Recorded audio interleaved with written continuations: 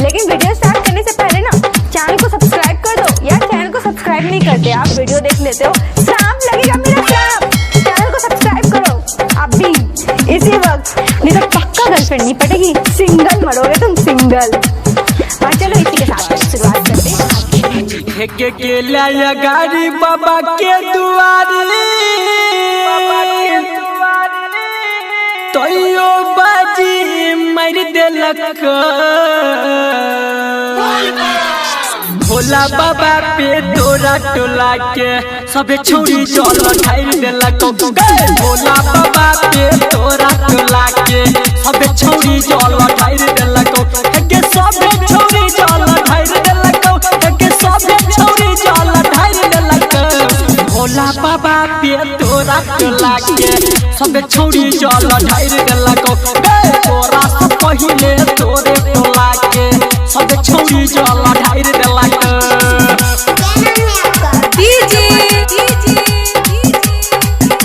Sonu Sargam music by DJ Umesh का स्थान धर्मदेहा दुर्गा स्थान धर्मदेहा छमा छम के भोला बाबा के नेछो तोरा मन गे कैरी क गेला तू छमा छम गे गोना क तोरा के टाइर देलक। तोरा से पहिले के बाजी उमर देलक। भोला बाबा पे तोरा टोला के सबे छौड़ी चल ठार देलक। भोला बाबा पे तोरा टोला के सबे छौड़ी चल ठार देलक। Sonu Sargam music by DJ Umesh धर्मदेहा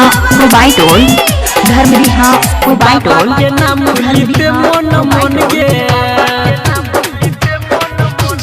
कहै छो छोरा संदीप सुमन गे बाबा के नाम लिपे मन मन।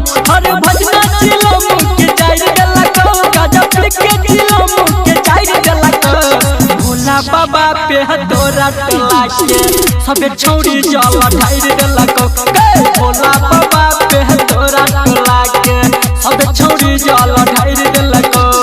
भोला बाबा पे तोरा टोला के मोबाइल नंबर है 63 76 61 69 12।